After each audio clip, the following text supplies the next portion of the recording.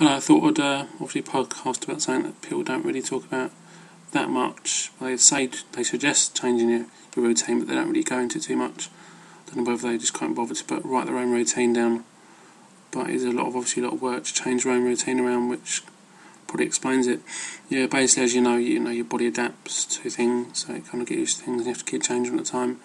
So as opposed to just saying, well, change your routine, which is not particularly very helpful, I'm just going to tell you what you should really do, really. Firstly, not everyone's got the same equipment, so you can't really write a routine out. It's going to be exactly the same, because otherwise some people can't do it, some people can.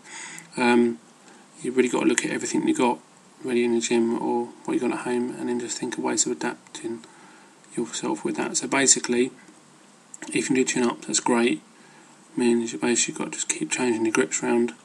So just keep change your grip constantly on that. Maybe do a week of wide grip, and then maybe do like another week of like middle grip or inside grip. Just keep changing everything down. So you basically got to write down all what you can actually do, and then basically look at the grip, what you can actually do on each one, and then set a plan around that basically. So that's about as easy as it gets, really. You don't have to do too much into it.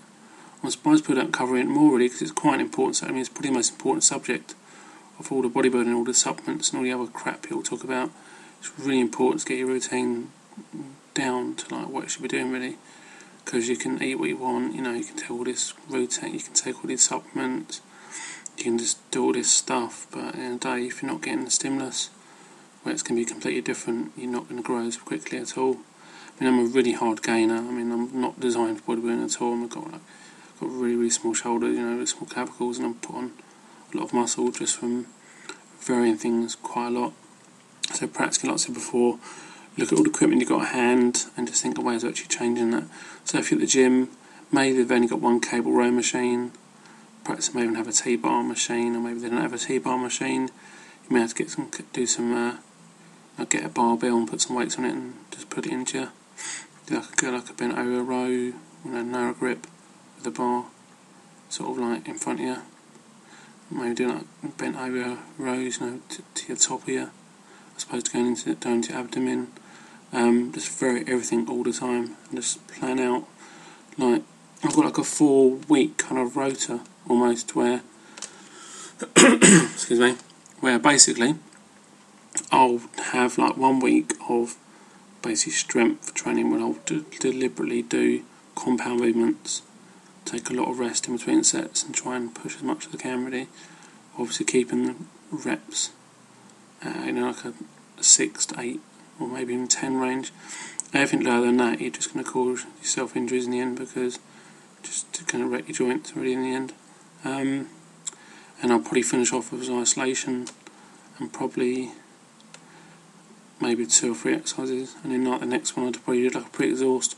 Pre-exhaust, if you don't know about it already, it's where basically you do an isolation movement first, so that exhausts the prime muscle out. So when you do your compound movements, it's going to be a lot more hard work on the prime movement. So, for example, if you do a pec deck or fly movement before your chest press, obviously chest is going to be more isolated on the isolation movement, so it's going to be worked a lot more. Obviously, you can't do it every single week because it will just become something you do all the time. It becomes stagnant, so you can't repeat the same routine all the time. Obviously, it won't work. You'll just become used to it too much. The basic isolation would be like a side raise sort of movement or machine for like shoulders. What I do as well with the side raises, I get the loopy kind of bar thing they put on them, and normally just put it onto my arm. I actually put my arm into the bar, so I don't actually have any grip there. Gripping hold of it, and I normally just push up with that as well, which helps with any kind of grip issues as well. Anything where you can isolate the body is really, really good. Obviously without using grips and other things. Like I said before, my injuries, my grip, I can't really do grip and stuff anyway, particularly very good at the moment. I have to use hooks and other things. So basically your back would be a pullover sort of thing, or maybe even like a pull down, but obviously using the grip as much as I can. Obviously in your back would be and your chest would obviously be the pec deck thing. Arms would be push downs or like some sort of preacher curl, some sort of cable thing where it's quite low, but as in it's very low weight. That probably did the right good thing. Again, I'm recording this without even writing anything down, so probably make a few mistakes now and again. Yeah, basically that would be that. So the second week would be the pre-exhaust, like I said before, isolation first. You also may want to look at maybe a kind of HIIT kind of routine. Maybe, you know, what I mean by HIIT, not the HIIT I think about really is the Mike Mentor kind of HIIT, where it goes very, very slow on the negative, and very, very slow, like literally just, you know, like literally 10 seconds on the way up, literally like 15 down, something stupid like that. It sounds a bit silly, but you probably won't get a lot of strength, won't get a lot of weight on it, but it'll be a different stimulus than you had before. And a lot of guy at time, they sort of use machines for that because of the safety aspect of things, because it's just dangerous doing those sort of slow kind of speeds and stuff. And also machines do offer continuous tension as well, which is quite handy for that sort of thing. So that's obviously like week 3 could be that kind of thing, you know, very, very slow. Week 4 could even be, I mean, maybe that could be like a downtime. What I normally do myself, I have like a downtime period, so I'll like do, you know, very high reps and stuff. So basically you can have your, you know, your strength, you can have your pre-exhaust, you can have your HIIT training, you can have your high reps training. That's 4 different methods of training which will really help you out in actually like having a different stimulus every time you go in there, which will be a lot more useful than just doing the same thing in and out.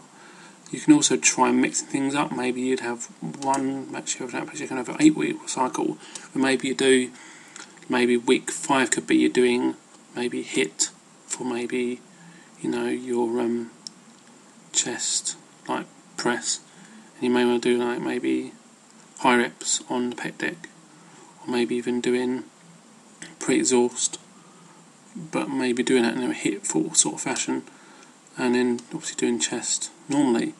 Just like vary things up. Just you've got all these tools and different ways to do things.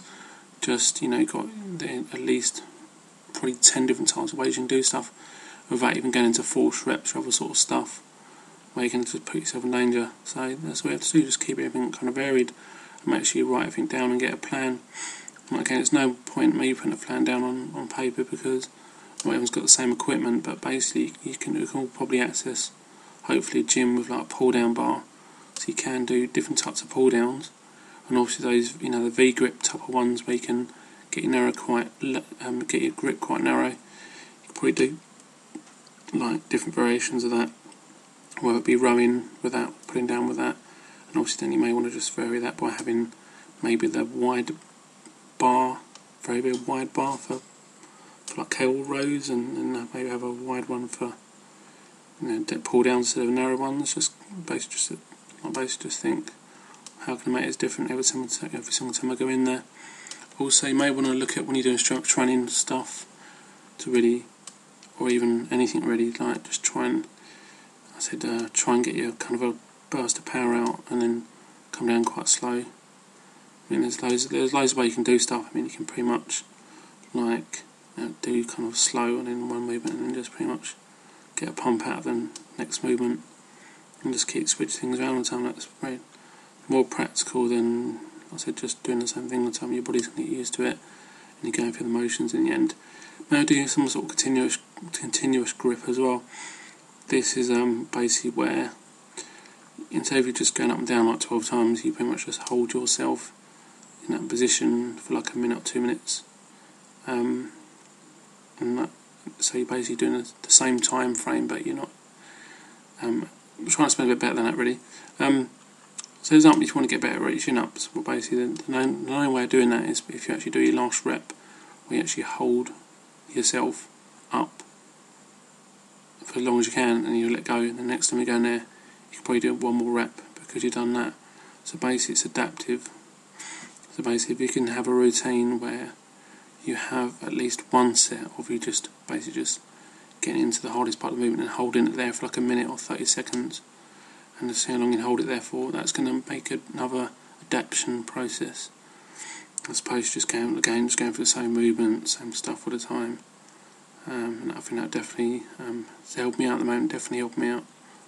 Me trying different things at the time, it's definitely added a lot more muscle as opposed to just going with the same movements. And yeah, sometimes as well, when you like really have a bad day, because Sometimes you get a bit run down, it's just naturally just what happens with you, unfortunately. You may want to do a little bit more volume on that as well. Like I've done like about 5 exercises the other day on back because I just weren't feeling it at all, just so tired. But I still managed to get pretty sore the next day, so like just basically have different routines and just set them out and then sign yourself a way of doing these. Obviously then you can definitely change your rep ranges, but not lower than 6 really, because you're just getting a strength thing then, and it's not going to muscle. I know it's a lot of strength, these strength people, that they're all big built anyway. I'm not big built at all. I'm not designed to do that sort of stuff. So big people, fair enough, you're designed to do that, but people like me with small builds, small joints and that kind of stuff, I'm not really designed to be a powerlifter, so I'll never do that sort of rep range. It doesn't really make sense to me at all. So anyway, yeah, good luck, and I might even write down what I'll do anyway, but it probably won't make any sense because I've got like a gym full of so much equipment. I've pretty much got a choice of so many different ways of doing stuff. But yeah, good luck again. Just don't like stick with the same routine all the time. Don't stick with the same rep range, same speed. Change the speed, rep range, exercises all the time. Grip. Even like, say if you only got a cable row machine, or even you have got a cable row machine and you're getting bored of it, you can always just grab the crossover bar and put it on the bottom rack, and then just not the bottom rack, sorry, get the cable bit and put it down on the bottom where people normally do bicep curls, and you can just pull it into do like a row there as well, just like change things around all the time. That'd be a lot better than just sticking with the same old stuff, which is not going to get you anywhere unless you're like genetically gifted to do that. But so anyway, good luck guys.